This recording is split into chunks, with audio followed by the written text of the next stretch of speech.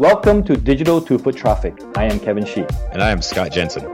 We are digital marketers with massive experience in running brick and mortar stores. Join us each episode as we explore the latest digital marketing trends and uncover strategies from the best in the industry. Hello, welcome to another episode of Digital to Foot Traffic. I'm your host, Kevin Shi, and I have a special guest with me right now. His name is Antoni Watt. Hello, Antoni. Hi there. Can you introduce a bit about yourself? I met you about 5 or 6 years ago. We've always kept contact.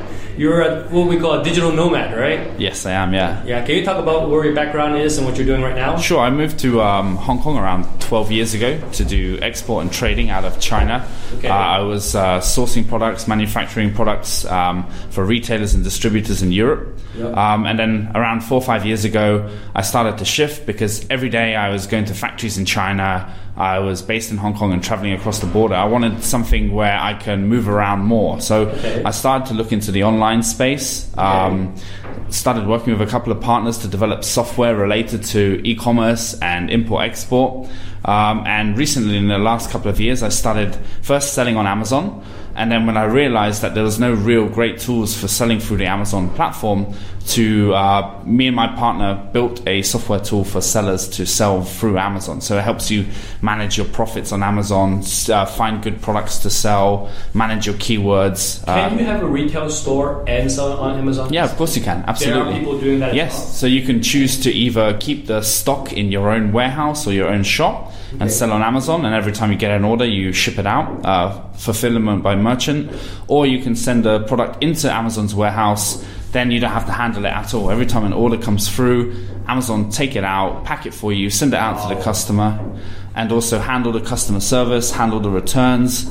Really? And if you So what's your input then? The risk of the inventory, I guess? Yeah, your risk of the inventory and just choosing which product to sell on Amazon, that's good. But Amazon has all of this traffic. You've got, I think it's 60, 70 million Prime users who are searching for products on Amazon. Anytime they want to buy something, they go to Amazon first.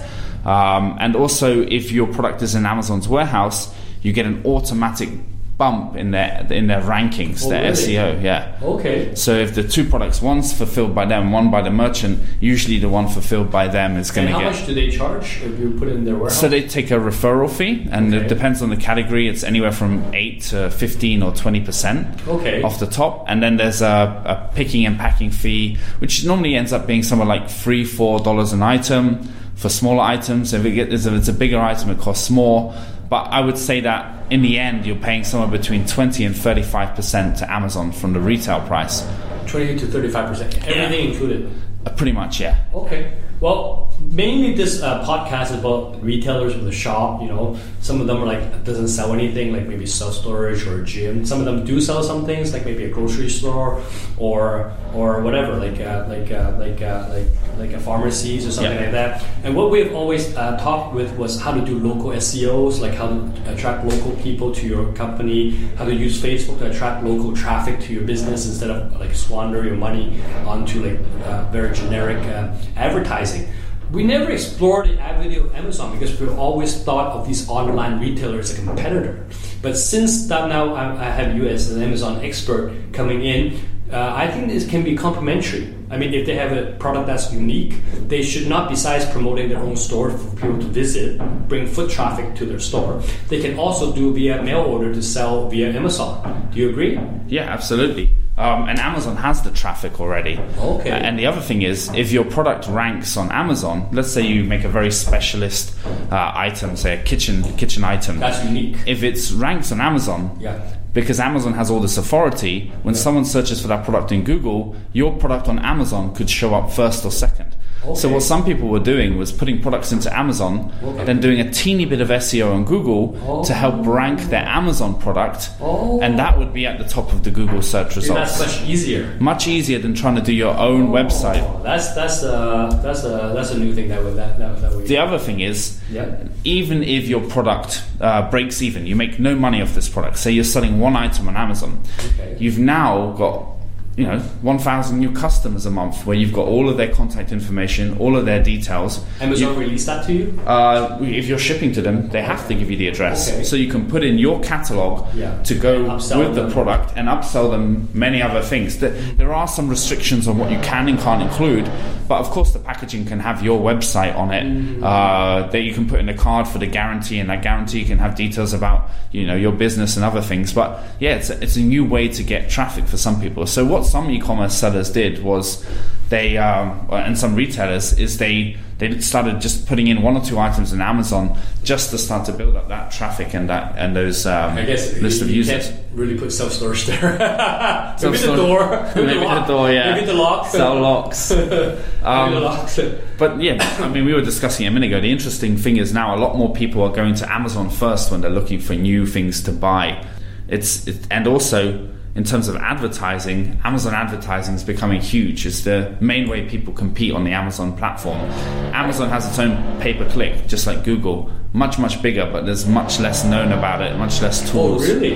Yeah. The traffic-wise is not as good as it's not as big as Google. It's getting there. In terms of total traffic, no, but for people looking to buy things with intent to buy, they're looking for something for their kitchen, for their house, consumer electronics.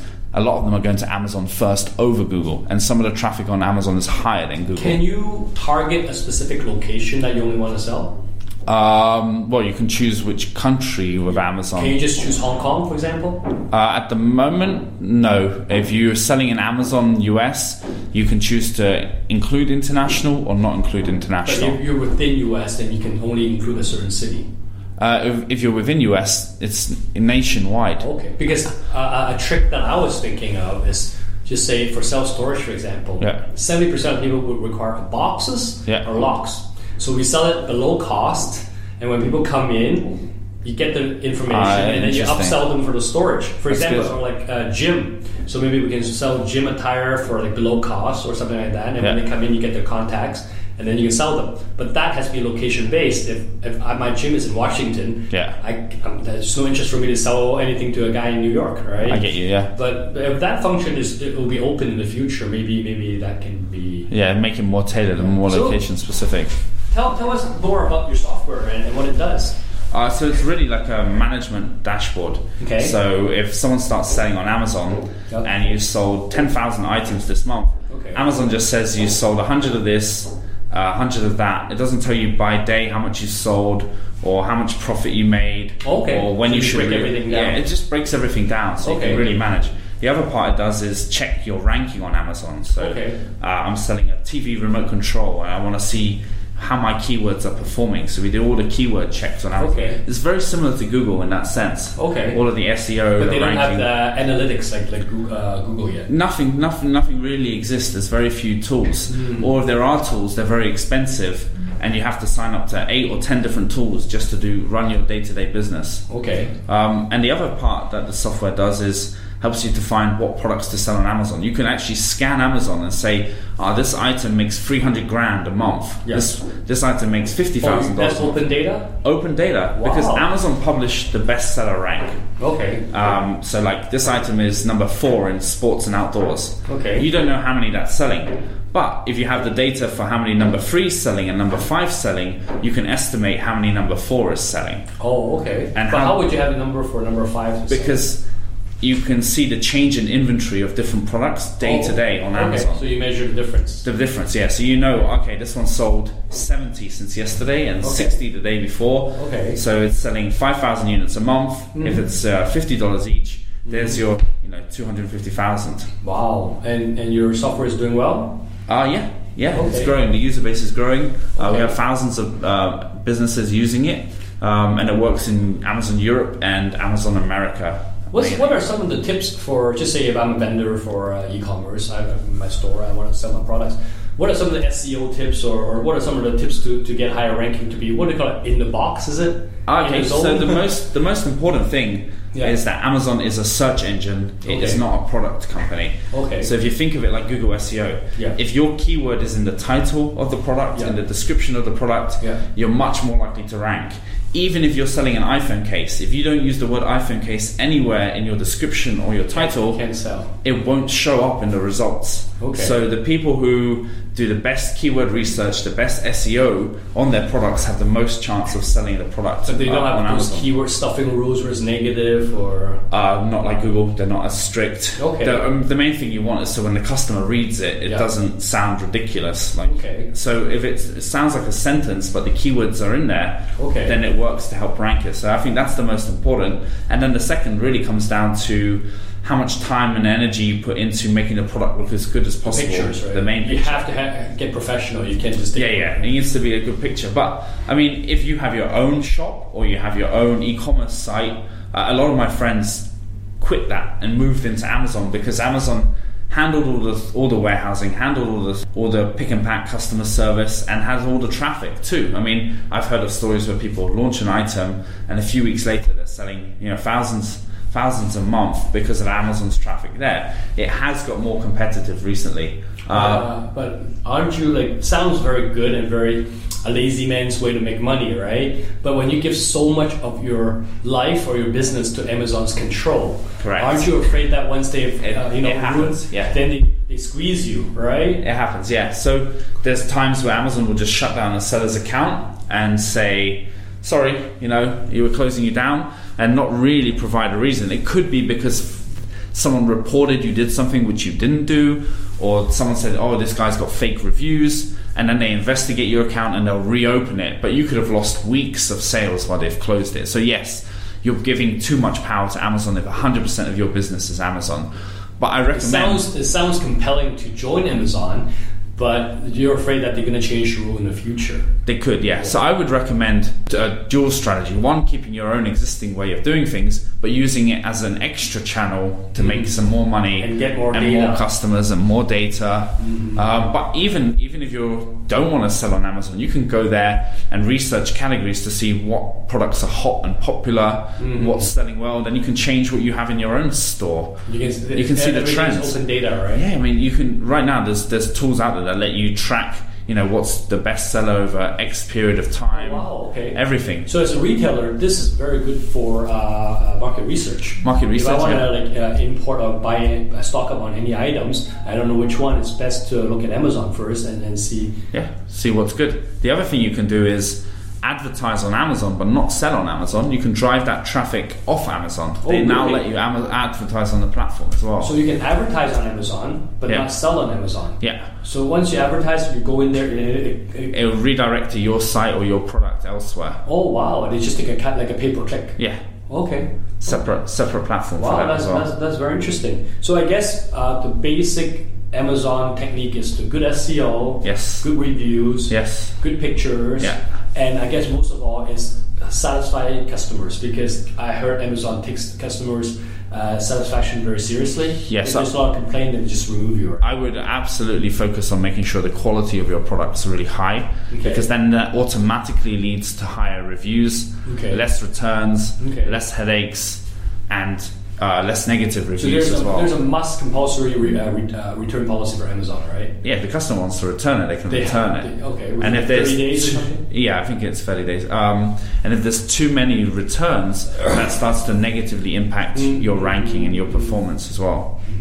Okay. Hypothetical question. For big retailers, like super big, like Walmart or do you think they're screwed? Because they are investing a lot on the digital space right now, and I think a lot of them, their strategy is see whatever you want online, you can pick up at any store within 12 hours. That's a pretty good proposition compared to Amazon. If I have like 3 Walmarts around me, right, I don't have to wait. I guess if I live in a supercenter, Amazon delivers within 12 hours. But this pretty, it's getting there. What do you think? Yeah, I think long term that's the trend. Amazon has been buying planes of its own, trucks of its own. Yeah. It's trying to cut that logistics time down and down and down. So if you draw that trend line out, 12 hours right now. Yeah, even shorter later. It would just keep going down, and it'll become more and more competitive. If you have to wait 2 hours from A or go and get it yourself from B, I think most people don't mind waiting 2 hours. They're going to be too lazy to jump in the car. So if you're the CEO of Walmart, what are you going to do? Sell it and become an online retailer? Well, I mean, they've got a much bigger competitive advantage than Amazon in that they have all of those physical locations and presence already. They've got all of those products they're selling to already. They've got all of the supply chain, everything already in place. They can overstock things still, right? They can, yeah, but they haven't been aggressively going after the online space like Amazon has, and it's really Amazon's Prime membership and delivery and customer guarantees. Walmart's introduced similar things, but people are used to shopping online at Amazon. They're not used to shopping online at Walmart. If that trend continues, as things move more digital, they'll lose the overall position. I think the Alexa is an attempt to steal more business from both Google and from the retailers, because if you can make the customer wait for 12 hours for like something that's 30% cheaper, and if they can just order by speaking, then I think both Google and these retailers would have a problem, because the retailers don't have that fast turnaround like them, and B, all the advertising and search will be gone. Yeah, you're right. If people just order from home while speaking, but an argument against that is, what about Siri? How many people use Siri? No. Yeah, I mean, in China, you have WeChat. People use voice messages, but in the US, I think texting still seems like more prominent than people recording messages and sending to each other. So it's a behavior change that's starting to happen, because now people have Alexa in their home. They're asking to play music. That trend will continue as well. I'm sure of it. What about paid search in Amazon? Is it expensive or is it worth it? Depends on the category and the product, but usually you get a pretty good return on investment. So better than Google right now, or Facebook. Google or Facebook, you're spending money in the hope that you can make money later. With Amazon, you should be targeting, break even's the minimum goal, and you should be getting 2 or 3x your money back on advertising spend if you fine tune the ads well enough. It really does depend on your space. Are you currently selling anything on Amazon? We have some test products, just so that we can test the software, but not really aggressively going after that. But what I found is that as soon as you launch an item, you have 20 other people who are competing with something similar. The people who win are the ones who focus on building a strong brand and something a little unique, a little different. So something that they copyrighted. So people copyrighted. The design's a little bit more special. They thought about the quality. That way they can protect that for a decade, for years to come. The people who sell chopping boards or anything that anyone else sells, they have very little chance. People are just shopping on price and speed. But if you've got something unique where you've got a patent, or you've got a unique design or a unique brand that people want, then they come to you and buy it. And the other thing that people are using Amazon for is fulfillment. So they may have their own shop, or they may have their own e-commerce store, and they put it in Amazon's warehouse, and Amazon handles all the logistics of delivering it for them. Oh, really? Without the referral fee. So I can have like 10 stores, and I can have Amazon to get my import stuff from China or whatever, and ship it here, and they just distribute it for me.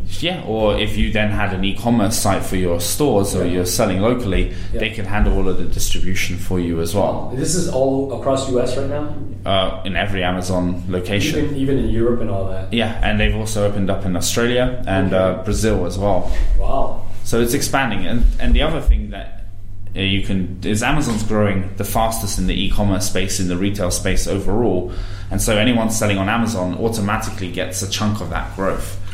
As the traffic grows, as Amazon grows, you do too. And it lets you expand internationally super fast, because if you open an account in the US, you can then automatically start selling those products in China, across the globe, or have them transfer your products across to the UK, open a UK Amazon account as well. So it really doesn't justify the risk of opening a physical store overseas. You don't need to. Now you can skip that part. They've got the traffic, they've got the warehousing for you. It's a great way to test your idea. You can send 1 unit into Amazon, or you can send 10,000 units into Amazon. So you can start, the minimum order is very, very low? One item. You can just send one item into Amazon and see if it sells. If it doesn't sell, you don't send any more. So it's a great way to test new ideas. So what some people do is they go to AliExpress, Alibaba, they'll buy a range of different items, they'll put it in Amazon, and they'll see what works the best, what seems to get the best traction, just to see if this marketplace is worth entering into for them. Wow, interesting. This is like, I guess, the time for retailers, they must really think. I mean, just having a digital strategy to bring local traffic in is not good enough anymore. Sometimes you really got to think, should I keep the store? Especially rents like in Hong Kong are so expensive. If they keep on raising a rent, is it justified, right? Yeah, exactly. And I think that the trend for younger people is to use their mobile to do everything. Yeah. Mobile communication, mobile game.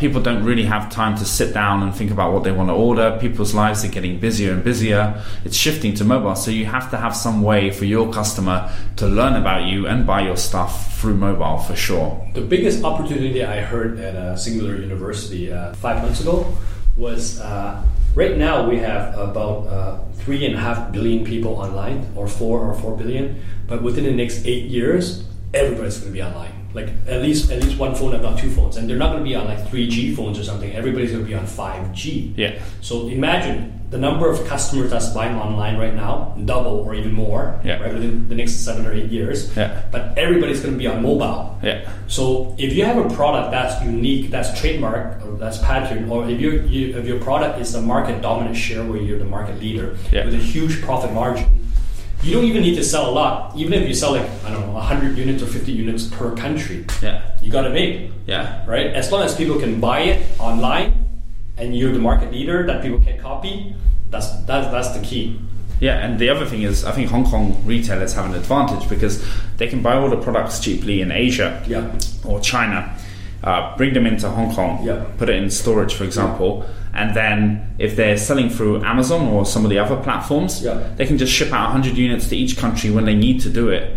Done. Easy. And they can control everything from this one location. Hong Kong is an advantage from China. China. And lower taxes, better advantage for product development, lots of advantages. I mean, that's... So some serious consideration for our listeners who has like 5 or 10 shops that want to expand. I mean, online retail can be seen as a competitor, but hey, there's no fixed line there. You can participate in it as well. Yeah, and if you've got the stock in a shop already, why not have a way to deliver it if someone orders online instead? What about pricing? If I have a widget for like $100, how much would you price it on Amazon? Would it be the cheaper or the same? It really depends on the competition. And I found that the prices on Amazon are trending downwards.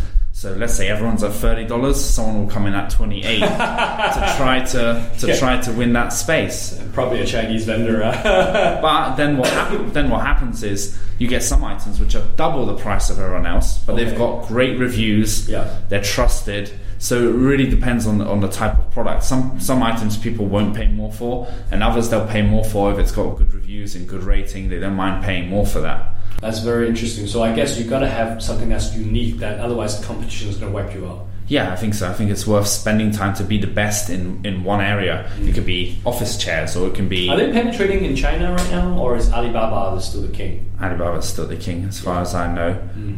And it's more difficult to register on Amazon to sell in China than it is in America. America, you can have a Hong Kong company and can start selling in Amazon US without a US company at all. Okay. And you can avoid all of right away. And at the moment, you can still avoid all of the taxes. They wire the money internationally. Every 2 weeks, it will go to your bank account. And you can live in Japan. You can live right? You can live anywhere you want and collect the revenue stream from Amazon. Yeah, and I think there's a lot of opportunity there as a traffic source for people as well. And okay, so you've got 10 shops in Hong Kong, you're doing well, you can start selling online in Hong Kong, but then you can go to the whole world instantly by putting it in somewhere like Amazon. Wow, interesting. So let me talk more about yourself. Our listeners are usually retailers that wants to learn how to improve their business through digital marketing.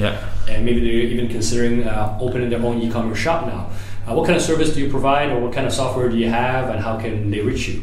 Okay, so the software that we have is called Cashcowpro.com. Cashcowpro.com. And it's basically It's basically for Amazon sellers in the US and Europe at the moment, and expanding to other countries. And that's for Amazon, right?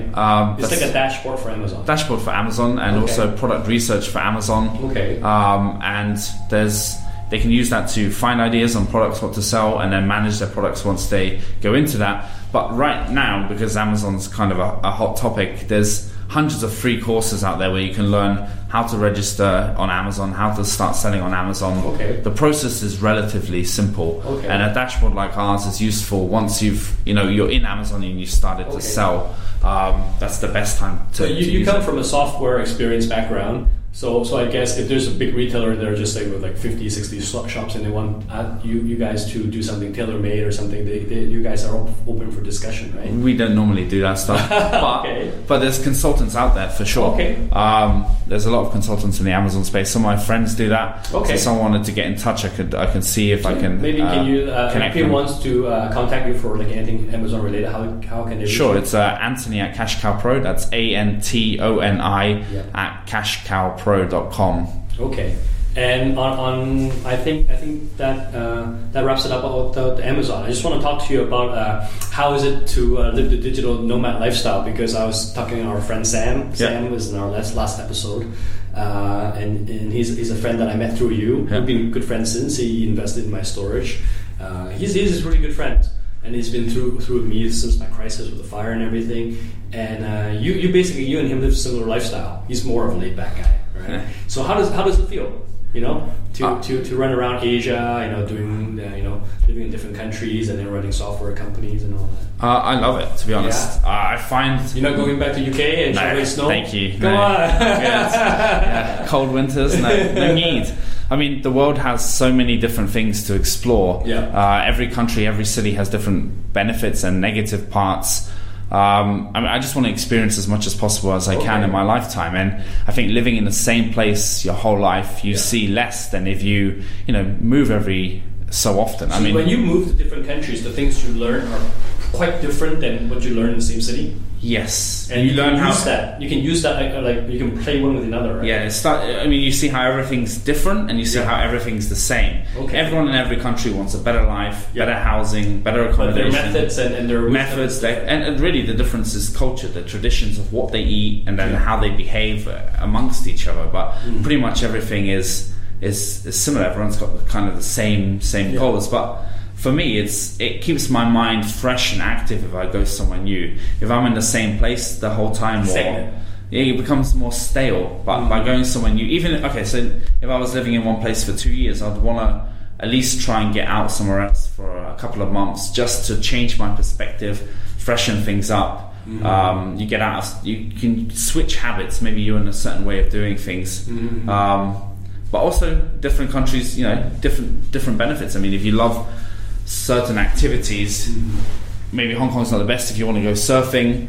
Or for me, it's kind of different. It's the fact that I'm married with kids, so unfortunately I can't do what you did. If I knew it, I would have done it. So I mean, like Sam says, I'm pushing it already. So there's so much travel I can do. But fortunately, in Hong Kong, it's a hub. And I live in the hub of all hubs. I live on top of the airport station, right? And I have many friends. I've joined different associations, so I basically have a lot of friends from all over the world visiting me, right? It's like the movie, the series Deep Space Nine. Okay, it's like that. Okay. Different species come and visit, and you learn. Yes, right. Yeah, and you can use that on top of one another. Yeah. Right? So today I learned the cultural visa. Yeah, and that's useful. Yeah. And Amazon as well.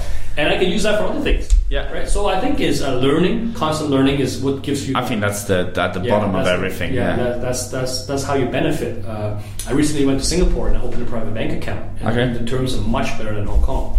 So I was able to use that to leverage into the small group of financial investor community to contribute back, because I've gotten so much from them as well. Yeah. But that's what life is about. Sharing and learning and improving. Yeah. So I guess you won't stop moving. You're not going to settle down anytime soon. I want to do this kind of moving around for at least the next 10-15 years. But you know what would be the key? And I heard this from the other episode podcast, Travel Like a Boss.